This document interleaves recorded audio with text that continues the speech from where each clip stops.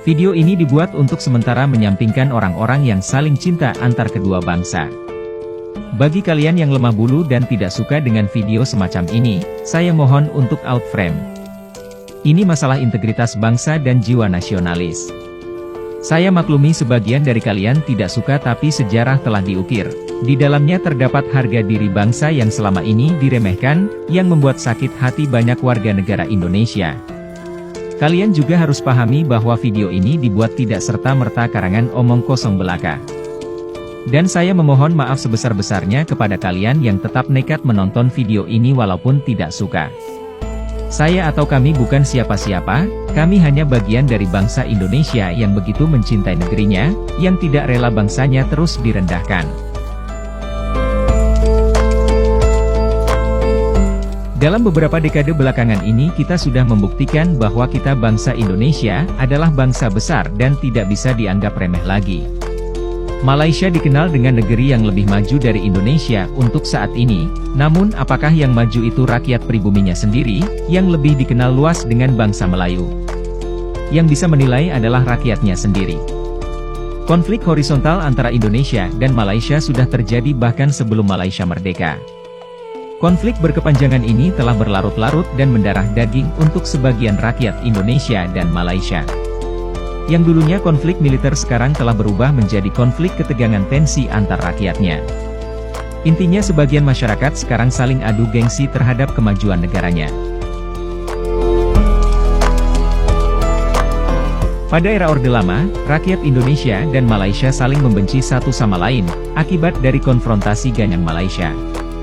Yang disebabkan pengkhianatan Perdana Menteri Malaysia terhadap persetujuan Manila, yang ditandatanganinya sendiri bersama Presiden Indonesia Soekarno dan Presiden Filipina Macapagal. Apapun anggapan maksud tentang persetujuan Manila ini, pengkhianatan tetaplah pengkhianatan, dan tidak dapat dipercaya untuk kedua kalinya. Filipina mungkin hanya memutuskan hubungan diplomatik, namun tidak dengan Indonesia. Indonesia itu militan. Pengkhianatan tingkat negara tidak dapat ditoleransi. Sontak saja Presiden Soekarno mengumumkan konfrontasi terhadap Malaysia dengan semboyan Ganyang Malaysia. Beruntung, sungguh beruntung nasib Malaysia, yang dibantu oleh pasukan sekutu. Bahkan sejatinya Indonesia berperang melawan pasukan sekutu. Walaupun banyak juga pendukung dari Indonesia, tetapi tetap tidak bisa dibandingkan dengan penyokong asing di belakang Malaysia.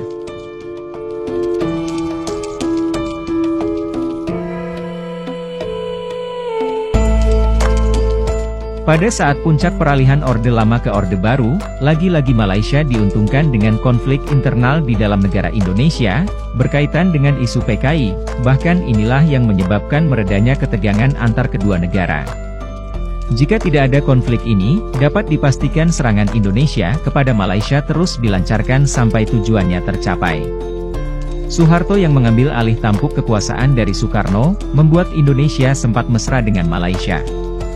Namun, perkembangan negara Malaysia yang besar-besaran disokong asing, membuat Indonesia sempat tertinggal jauh dari Malaysia. Ketertinggalan ini membuat sebagian besar rakyat Indonesia, yang belum mengerti visi dan potensi Indonesia ke depannya, menjadi iri terhadap Malaysia. Ditambah lagi pada saat peralihan Orde Baru ke era reformasi, kesombongan Malaysia menjadi-jadi.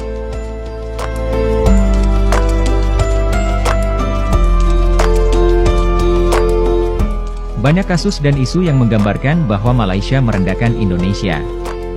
Bahkan dengan santunnya, di dalam parlemen pun mereka dengan terang-terangan mengakui itu. Di lain sisi juga sangat banyak isu yang menggambarkan keangkuhan Malaysia terhadap Indonesia. Di antaranya isu TKI, klaim budaya, teritori wilayah kedaulatan, kemajuan negara, bahkan sampai menyoroti tingkat kemiskinan di Indonesia.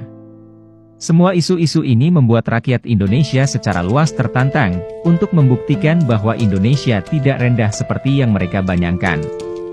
Mentalitas kita jauh lebih perkasa dari yang mereka bayangkan. Mentalitas kita adalah warisan DNA leluhur Nusantara yang begitu kuat. Kita bangsa Indonesia adalah benteng Nusantara yang kokoh. Siapa lagi yang bisa menyebut diri mereka Nusantara kalau bukan Indonesia? Bangsa mana lagi di Nusantara yang bisa mempertahankan wajah-wajah Nusantara hingga lebih dari 98%? Kemanapun kita pergi di daerah seluruh Indonesia, kita akan lebih sering bertemu dan berjumpa wajah pribumi Nusantara daripada wajah Tionghoa, apalagi wajah Bangladesia. Integritas kita kuat dan identitas kita terjaga sedari dulu. Mentalitas kita juga perkasa, mentalitas asli Nusantara Indonesia. Keberkahan kita terhadap sumber daya alam dan manusianya, sudah tak dapat diragukan lagi.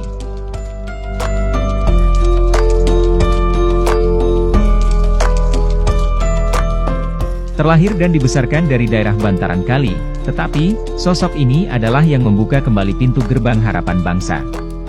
Sosok inilah yang menghidupkan kembali, motor penggerak kemajuan bangsa. Ya, dia adalah Presiden Jokowi. Di awal kepemimpinannya dia sempat diragukan. Akan dibawa kemana Indonesia di tangannya, bisa-bisa hancur Indonesia. Tetapi Jokowi bermodalkan apa yang tidak dibayangkan oleh banyak orang pada saat itu, yaitu ketulusan dan budi luhur yang tertanam dalam dirinya. Orang ini komplit, orang ini memiliki aura sang raja.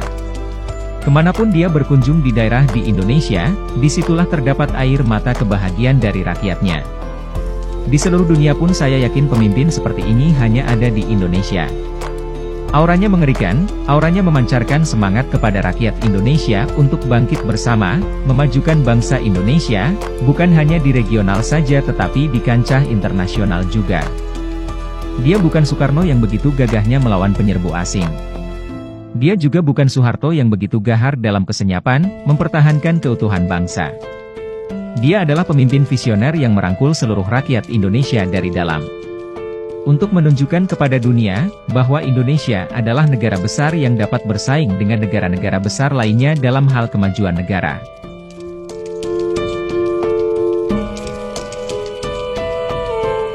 Indonesia memang lambat, Indonesia memang tertinggal. Gak apa-apa. Tapi kami bangga karena kami melangkah dengan pasti, karena kami masih bisa menyebut diri kami Indonesia Nusantara, dengan 98% wajah pribuminya. Kami bangga karena kami berdikari. Suatu saat jika kami sudah melampaui, kami yakin bahwa kami tidak terkejar. Dan saat-saat itu tidak akan lama lagi, dan sudah di depan mata.